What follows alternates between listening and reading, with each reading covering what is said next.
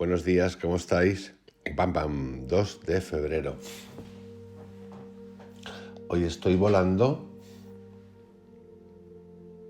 ya para San Francisco y antes de irme quería hacer un mini audio-vídeo breve, un poquito chocante. No me gusta mucho leer noticias, pero hoy antes de marcharme he visto una noticia muy graciosa. Voy a tratar de hacer este audio-vídeo de manera simpática. Como decía, he visto una noticia que supuestamente es una información de un periódico económico que titula "Así cuidan las empresas la salud mental de sus empleados". Y claro, me ha provocado un poquito de shock.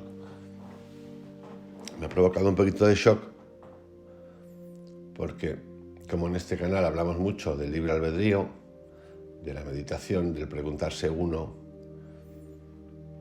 de trascender y evitar en la medida de lo posible al intermediario, mi Krishnamurti,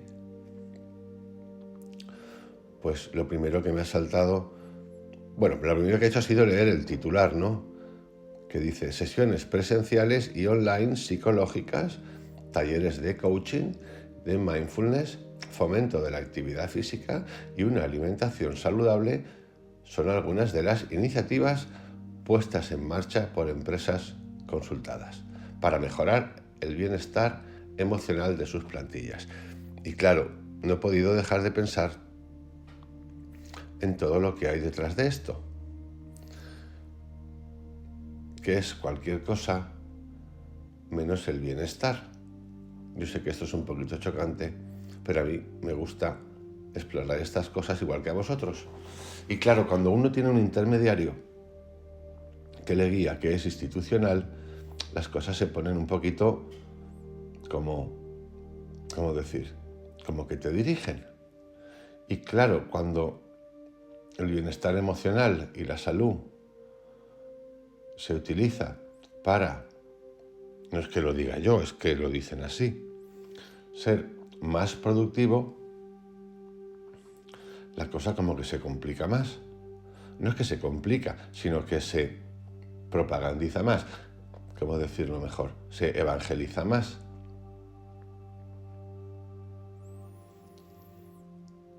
Porque la distancia emocional y la distancia personal y transpersonal que existe entre las cosas que nos cuenta Antonio Blay, Joe Dispenza, Krishnamurti,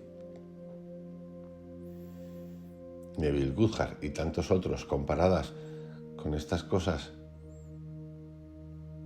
de mediación para conseguir un fin que hacen las empresas, pues son como las antípodas, el norte y el sur. Cosa necesaria y que existe y que se llama polaridad. Este ejemplo me ha hecho recordar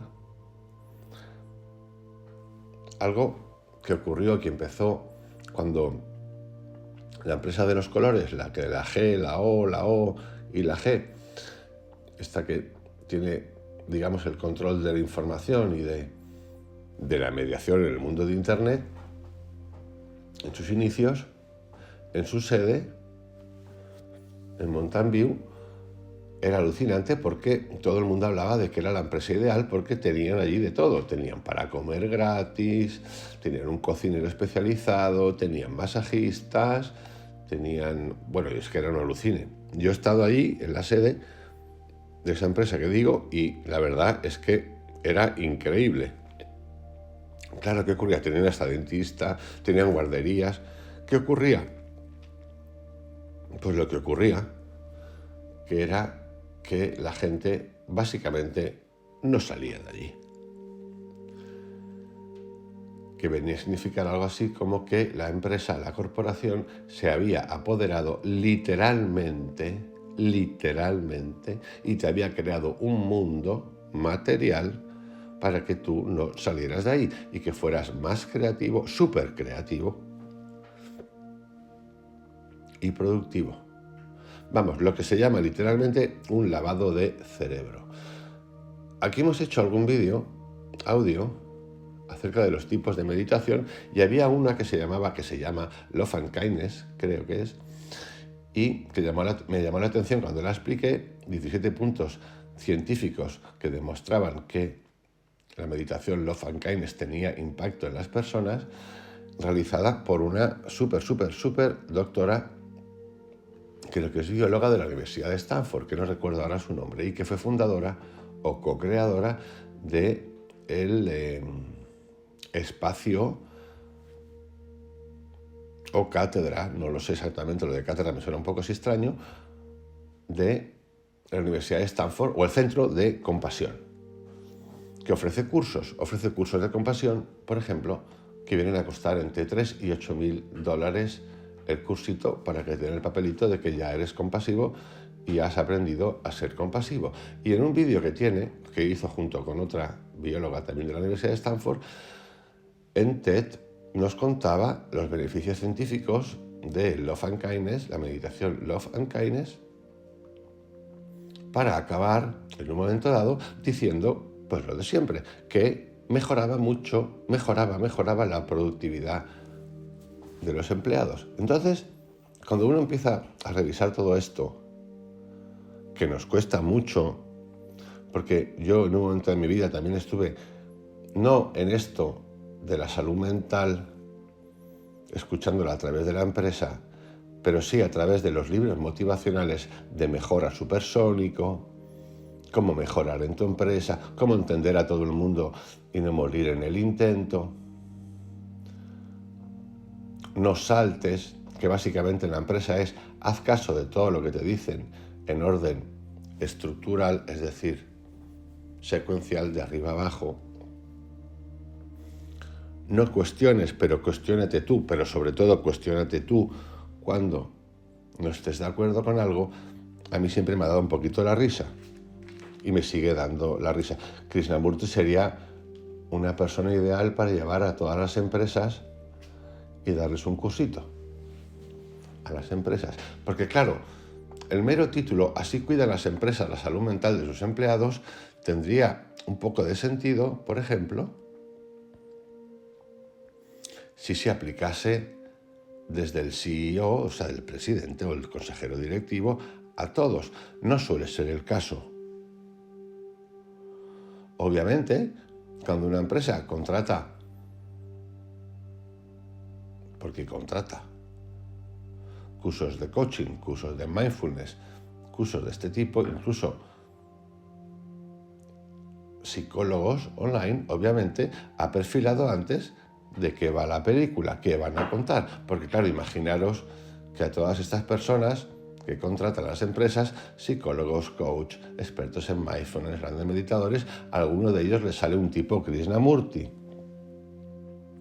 que empieza diciendo hay que cuestionar la autoridad, la externa y la interna, o sea, la nuestra y la exterior. Imaginaros si empieza alguien así, la gracia que le hacen las empresas. Por esto es importante, primero, no ser ingenuos. Segundo, ser un poco ingenuos también, pensando que las empresas en verdad quieren hacer algo positivo. Tercero, entender que la salud mental o el cuidado de nuestros pensamientos es una cosa que solo depende de nosotros, que no depende de nadie más, menos aún cuando se produce un intercambio económico que tiene que ver con la productividad, con el éxito, con la competencia. Es decir, estamos en el fregado de la competencia todo el día. Y el único fin, porque es así, y quien lo dude, pues es que no tiene dedo de frente, o que se ha evangelizado hasta puntos extremos, sectarios. El fin es vender cada día más. Y eso está bien, pero esto hay que entenderlo, es decir, reconocerlo. Porque si no, la diferencia entre una secta religiosa y una secta económica es cero. Porque básicamente los dos pretenden extraernos lo máximo posible, es decir, ocupar el espacio de nuestra atención, que es lo que hacen todas. La economía de la atención no solamente es la economía digital, de redes sociales y cosas de este tipo, sino también puede ser la economía de la atención de las empresas con sus empleados, sacarles el máximo posible. Y esta variable, aunque no se habla así, porque estamos llenos de eufemismos, existe. Todo el tiempo. Todo el tiempo. Por eso yo tengo claro que en esta época todo está disfrazado. Como decía en el otro vídeo hace unos días,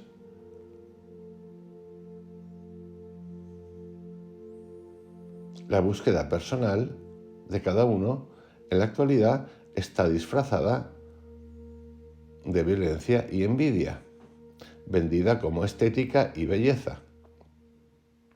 Recuerdo, lo hablé hace como un año de esto, una portada de la revista Vogue Portugal, en plena época de las mascarillas, muy al principio, donde salía la portada, una modelo y un modelo, en pleno tomate,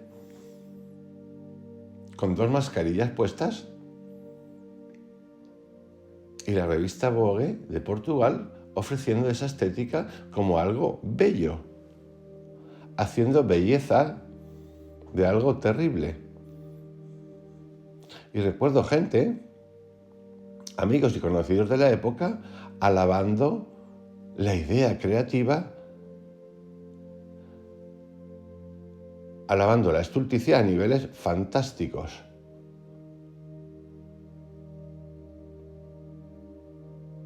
Cuando esto nos lo disfrazan de energía positiva, psicología positiva, pertenencia al grupo, que al final es sectario, exclusividad, fomento, y en esa combinación eternamente perenne,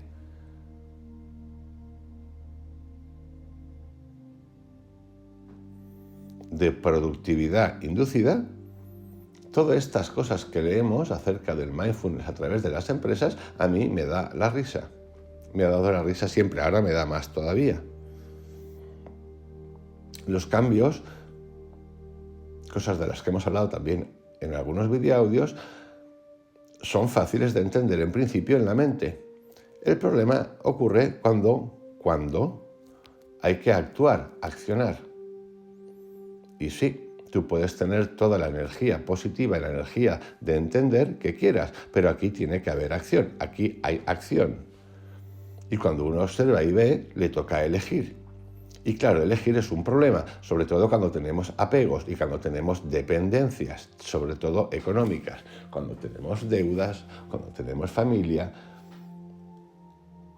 cuando tienes todo el sistema, digamos, hipotecado. Tus decisiones tienen impacto. Y entonces andamos siempre en esa dualidad del Guatemala o el Guatepeor. Perdón, por lo del país, pero es que viene que ni te cuento. Solo hay que viajar un poquito, y tampoco hay que viajar tanto, porque uno lo puede ver en su país, para observar. Yo, por ejemplo, que he estado en bastantes lugares, por ejemplo, en Silicon Valley, donde voy mucho, para observar el grado de, literalmente, paranoia laboral, de éxito que existe en el sistema, donde están o donde podemos encontrar personas con grandes salarios en empresas que llamaríamos punteras, superinventoras, ya sabéis todas las que son, que literalmente no viven enganchados a una agenda, donde para quedar con un niño, el hijo de alguien, la agenda existe preestablecida con 6 o 7 meses de antelación. Estamos ahora en febrero, por ejemplo, en el mes de mayo, quedaré a jugar con el niño de tal a tal hora, por un espacio de tiempo de tal hora. Una locura.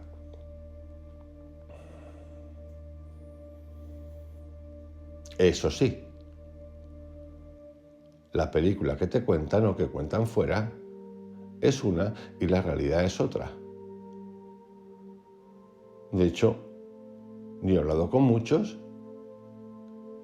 y confirman lo que acabo de decir. Lo que pasa que los kikis, traducidos al español como dinerito, cuentan mucho. Y estamos acostumbrados, y nos han acostumbrado, por mucho que hayamos evolucionado laboralmente, tecnológicamente, a depender de los kikis.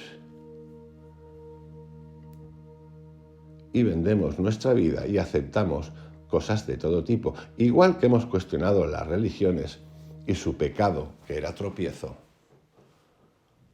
Hemos de cuestionar estos principios que nos meten como supositorios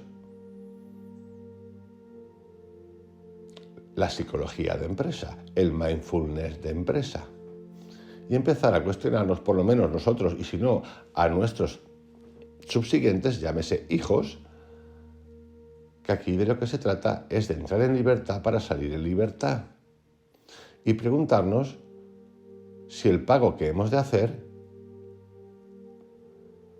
vale la pena. Siempre habrá y existirá, y lo vamos a encontrar todo el tiempo, el cuestionador que te dé la vuelta desde el sistema para decirte que tu actitud no es positiva con respecto al grupo, que es algo muy fácil de hacer y que tú tienes un problema de adaptación o de lo que tú quieras, cuando en realidad la pregunta no es esa, sino el invitar, igual que ocurría supuestamente en el colegio, cosa que no ocurría, pero sí que se contaba, igual que ocurría con la filosofía, del preguntar y preguntarte si de verdad quieres pertenecer a un sistema obediente que cuestiona tu libre albedrío. Y claro, por supuesto que hay que compartir al vivir en sociedad, y uno no va a hacer siempre lo que quiera, o sí. Pero cuando entramos ya en terrenos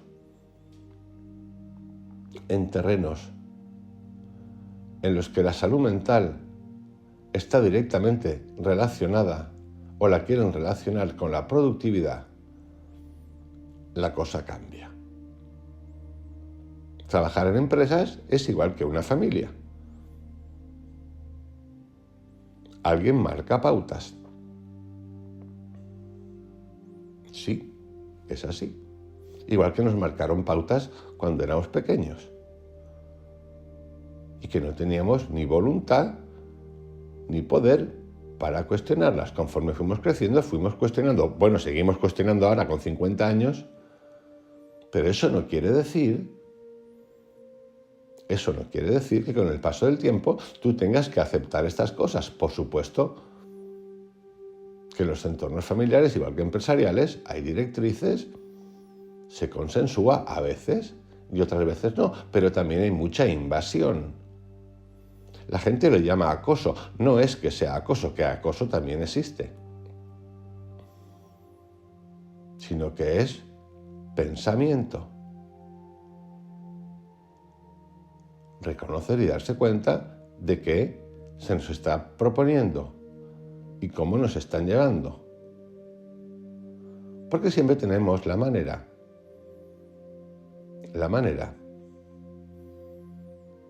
si la energía es buena y la mente tal, de llevar las cosas hacia otro lugar. Por eso hay empresas que son muy pequeñitas, el otro día lo leía también, las mejores empresas para trabajar en el mundo, en la que había una, en realidad tenía que ver con personas de menos de 30 años que eran considerados los más ricos del mundo. Y había dos en particular, uno en particular, que tenía una empresa en la que sus empleados trabajaban 4 días a la semana. Claro, yo sé que esto es complicadísimo, pero estas cosas se pueden hacer. Todo está por cambiar, todo está por renovar, y es importante empezar a entender que cuando oímos así cuidan las empresas la salud mental de sus empleados, darnos cuenta que eso no es libre albedrío, que eso es una imposición dirigida hacia un sitio. Krishnamurti, a mí me encantaría que se levantase otra vez o volviese otro Krishnamurti a explicar esto y que lo convirtieran en el supercoach de coaches. Porque eso es un intermediario. Un intermediario todo el tiempo. Nada que ver con la búsqueda personal, con el cuestionamiento, con el preguntarse y mucho que ver con el principio de autoridad, con la inducción. Un tipo de hipnosis mononeuronal para evitar la revolución personal. Esto ocurre todo el tiempo. Todo el tiempo.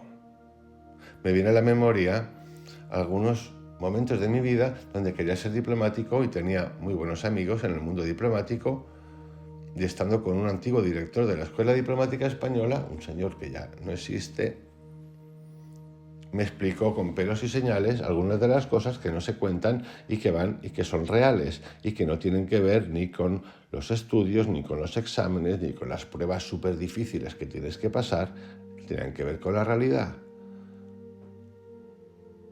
Porque una cosa es lo que nos cuentan y otra cosa es lo que ocurre. Y ocurría que muchas veces los recién nombrados diplomáticos, que creo que se llamaban de tercera o algo así, podían acabar en embajadas colgando cuadritos. ¿Por qué? Porque el embajador del momento, quien fuese, con todas sus ínfulas y todas sus cosas diplomáticas, así lo consideraba. Y cosas de este tipo. Si observáis la película o la veis, o el documental El dilema social, que tiene que ver con las redes sociales, vais a poder ver unos cuantos directivos de empresas de social media hablando directamente de esto que estoy hablando. Si leéis a Lanier, uno de los fundadores de la realidad virtual, vais a ver lo mismo.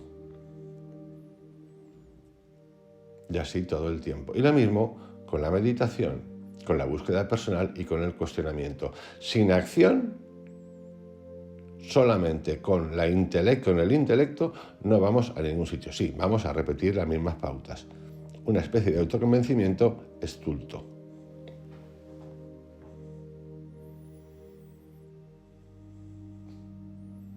Y muestras de estas tengo las que queráis.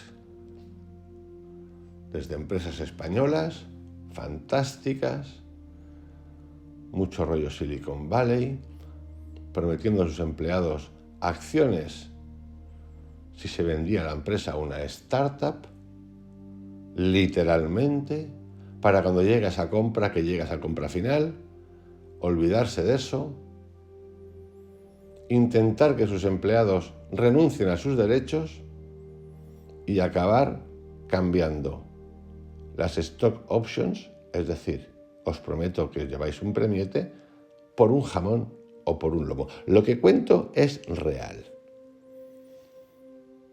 Y así todo. Por eso hemos de estar alerta y atentos acerca de estas palabritas cuando nos dicen así nos cuidan, así no nos cuida nadie. Los únicos que podemos cuidarnos somos nosotros, si queremos, claro. Bueno, hoy os dejo con este tema, que es un poquito distinto, pero que tiene mucho que ver con la realidad, nuestro día a día.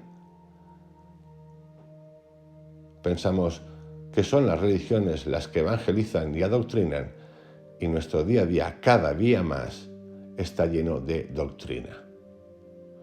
Y esto no es una cuestión ni de derechas ni de izquierdas, está en todo el territorio económico, político, publicitario, social, de bienestar y de lo que queráis. La estupidez no tiene límites, como diría Krishnamurti. Os envío un abrazo y os dejo con este audio de hoy.